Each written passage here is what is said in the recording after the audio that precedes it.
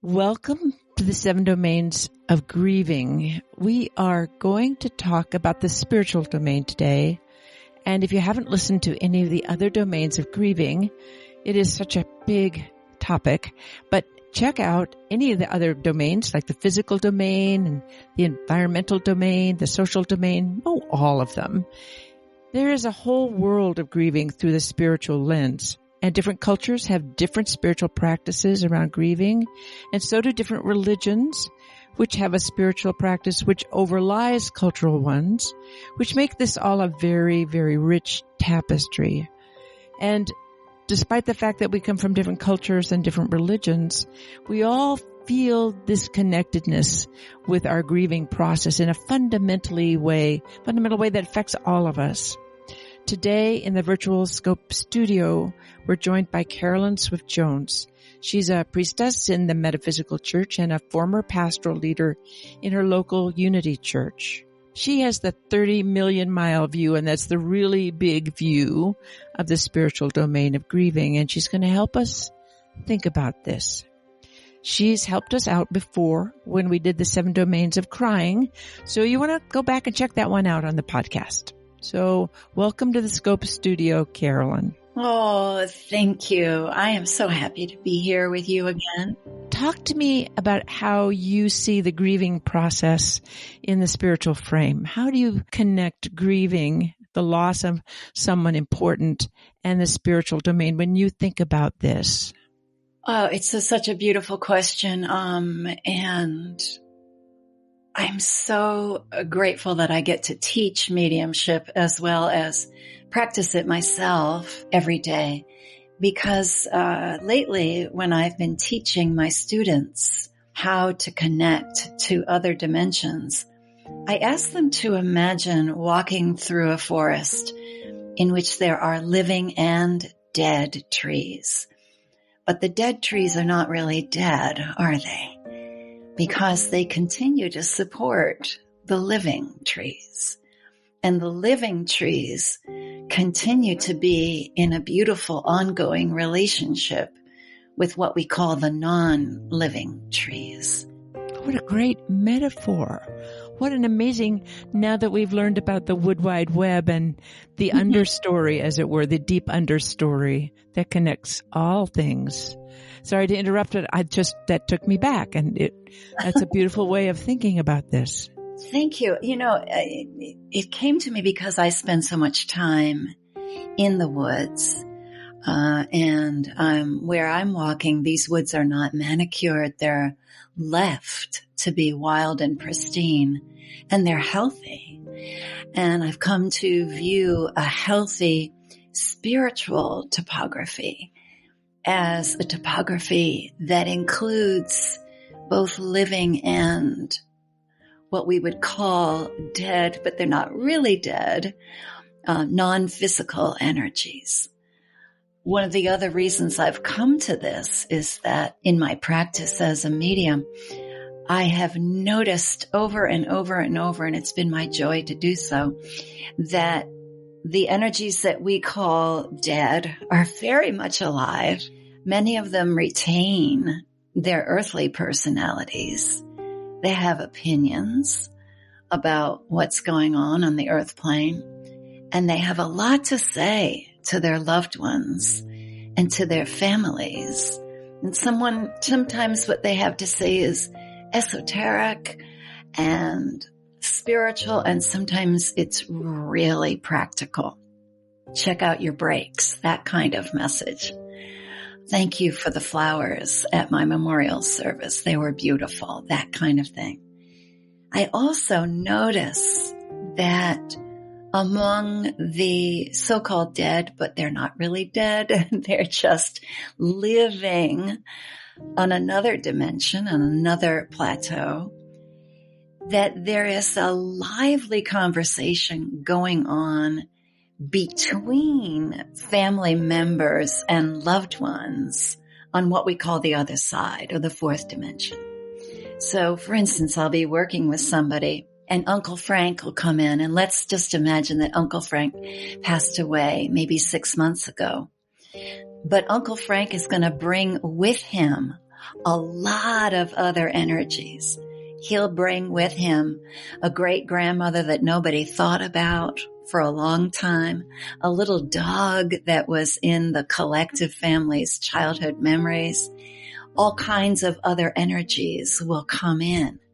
And so you get the sense that the ongoing desire to communicate, to hug, to embrace, to chat sometimes about the funniest, silliest, loveliest things.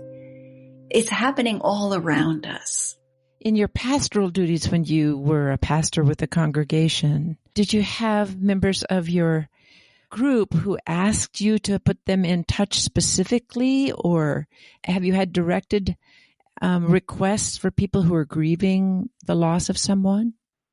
Well, not when I was a pastor, because I kept it very separate. Yeah. But it's something I am available for with my clients all the time.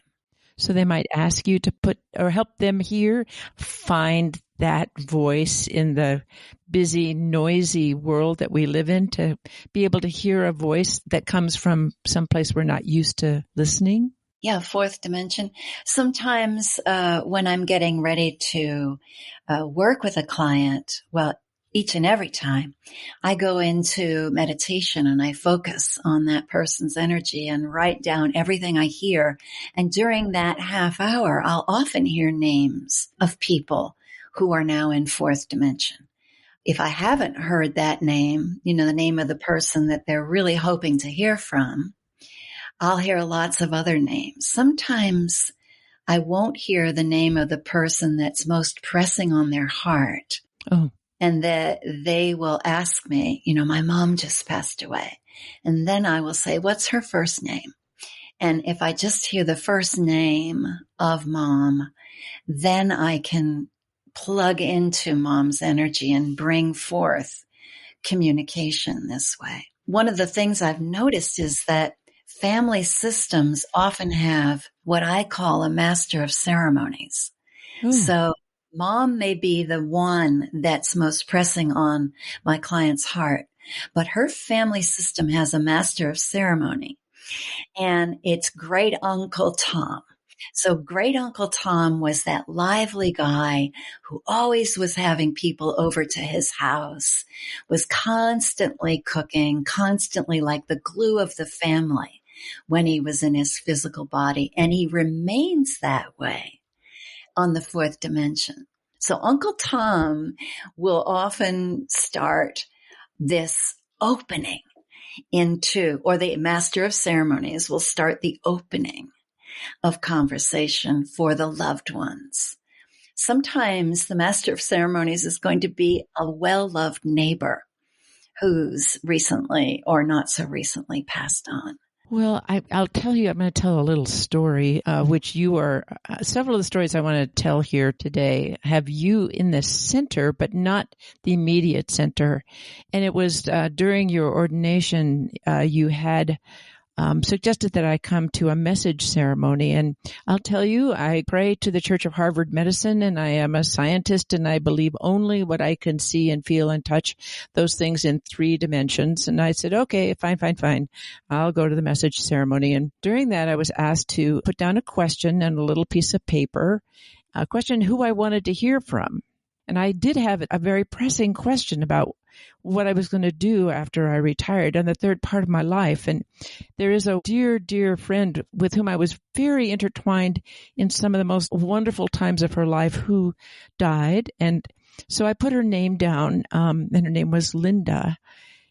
And so I put my question and on this little piece of paper, which was closed. No one opened it, but there was a medium up front who just reached into a basket and pulled out my little closed piece of paper and did not open it up, had no idea what my question was, didn't even know who I was asking to hear from. And he called out my initials, and I heard my initials.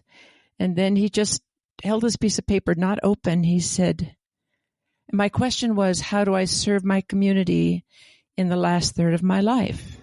As much as I don't believe any of this medium stuff, or I didn't at the time, and I didn't believe it, but I'm just sitting there because I want to support you and I want to support my husband, la, la, la. And this guy up front says, Linda, and he didn't see the name. It was just on a folded piece of paper. Linda wants to tell you that you will support your community. You'll serve your community through your voice. Mm. And I went, well, my goodness. It really set me back because I really wanted to hear from Linda, and he put me in touch without even knowing that that was the name that I wanted. So for those of us who are scientists as we see ourselves and at the edge of the very tangible dimensions, sometimes things come to us that we can't explain. Yeah. In the spiritual world. Yes. Hamlet has a line to his friend Horatio. Oh, exactly. After the appearance of the spirit of his father. And he says to him, there are more things in heaven and earth than are dreamt of in your philosophy, Horatio. Well, in the Church of Harvard Medicine, that is true because it's kind of a narrow church. Well, and I think another example, once again, you were there for this first one, but you weren't the focus. You were in the room. And the second time you weren't the focus, but it was after your mom. And for our listeners, your mom was my mother-in-law and beloved to me. After she died, and we were all gathering, and we were all at our favorite place at the lake. And there was a great white egret that showed up every single day during the time of her memorial service. These are 4 feet tall and they're splendidly white. And every time I looked out into the marsh, I would see this white vision that I was absolutely sure was your mom. Yes. And I felt so much at ease just knowing that she was there. And this is me, the scientist, who only believes what I can touch and feel and measure. But I just knew this great white egret. I don't know if you remember that year and the great white that was there for weeks. And then she went away and didn't come back. I do remember. And what struck me about that is that egret resembled a picture of Mom. Yes. That my brother, your husband, has. Yes. Of her in a beautiful white nightgown with her arms outstretched. Yeah. You know, in the midst of grieving, we're so overwhelmed we can't even hear a voice outside. So how do you help people?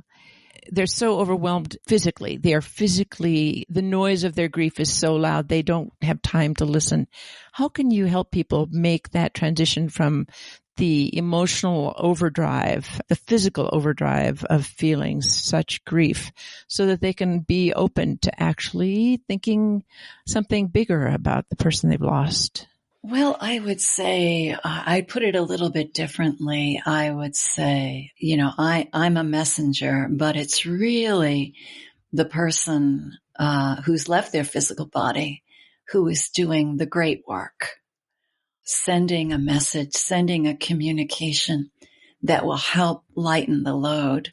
My job is to hear it, and to bring it in. What I notice that a lot of beloveds do for their loved ones who are left on earth is that they will bring in messages that are so specific with such specific names and references, and so oftentimes so light-hearted and so practical as to almost jolt that person out of that deep, deep grief into something much more lighthearted, so that the person who's left on earth has the experience of saying, oh, yes, I remember that. That was funny. I can't believe he's talking about that. That was a hysterical thing that happened. Oh, yes, I know what she's talking about. Yes, we do need to attend to that. Yes, she's right. Absolutely. And so the conversation, what I find is helpful is if the conversation is normalized to the point where it feels like we're just picking up the phone and we're just picking up where we left off, not necessarily with a deathbed scene or not necessarily with pain and agony, but with the events that long preceded that deathbed scene or happened, just a few weeks beforehand that were of a light-hearted nature and practical. Those conversations that I'm privy to hear and act as kind of like a switchboard operator for, get people hearing and listening to each other. Those conversations are tremendously healing. I remember, and this is some history here, that Houdini, who was a very famous magician, as he were, practical guy in many ways, but his beloved mother died, and he went all over the world trying to find someone who might connect him with his mother, and debunking perhaps people who felt that they were mediums, but maybe they weren't all doing this in good heart, trying to find someone who can be your guide so that you can hear what's in your head or what's out there anyway. How would you find a guide? How do you connect with someone? How do you find a reliable medium? Is that the question? Yeah, I guess that's what I'm saying. Word of mouth. Mm-hmm. I would be careful of someone who's going to want to charge you way too much money, or somebody who is practicing the art of mediumship because they want to be famous or there's another agenda at hand. Ask your friends. Have you ever talked with somebody, a medium that you trusted, that you felt really good about? That's the best way. I don't think it's the kind of profession where you can look them up in the yellow pages. Right. Although Google can connect you with anything, people who are grieving are so vulnerable. Yes. For people who it's not part of their spiritual practice, or it's something that their own religion looks down on. Although many religions have this kind of idea that there's something out there. You have to be open and talk to people, I guess. And you have to say, I'm willing to hear from someone. Mm-hmm. Thinking about different organized religions, there are certain organized religions that welcome the metaphysical and some that seem to be less welcome of the metaphysical. But within every faith, there are people who practice the metaphysical in that faith, whether it's welcoming or not. A friend of mine who's Italian says, oh yeah, my Italian grandmothers are always talking about who they talked to last night on the other side. Mm-hmm. They're very, very religious Catholics, but they're always talking to someone on the other side. So yes, Catholicism has this beautiful thing. We believe in the communion of saints. Another way of saying it is we believe that we keep having conversations with people who have lived and had their lives and now are in etheric form. We believe in that, is what they're saying. So while you're having a conversation with St. Anthony, why not bring your dad in? Yeah. Okay, I'm going to work on that one. Well, is there any other message, Carolyn, that you'd like to give to me and our listeners as we think about how to manage our grieving experience to bring us grounded to some joy and togetherness from this person that we've lost from time past? I always tell my clients, talk to your loved ones nonstop. Just keep talking. Open the conversation up, and don't worry if your grief is such that all you can do is cry, or your grief is such that you're angry. Don't worry about the quality of your emotion. Just keep the door open by talking. And talk about all kinds of things. This is what we're having for dinner tonight. Oh my God, I miss you so profoundly. I can't even move. Bring it all in. There's a beautiful spiritual law that states that expression increases the flow. And so the more that we are willing to begin that conversation by saying, I miss your physical presence so terribly, and I know that you're still very much alive, and this is what we're having for dinner tonight. Well, I was thinking about the people who have more complex relationships and they're just plain angry, really angry. And they didn't get a chance to yell enough at this person who's passed. And they've got stuff that's not finished, and their grief is wrapped around the fact that they have unfinished business. They really want to yell at the person who treated them badly, or they feel that they were treated badly. And How does that work? I say, go ahead, yell, let her rip. It's too bad you didn't get to have that conversation when both parties were in the physical plane, but better late than never. I've negotiated many a conversation just like that, where many times I've had parents come in for children who are furious with their parents. At first, no, I don't want to talk to him. No, I don't. Well, he's ready to hear anything you have to say. Okay. And then the person lets it rip, bursts into tears, yells, screams, cries. And we have a kind of, it's like family therapy, really. Yeah.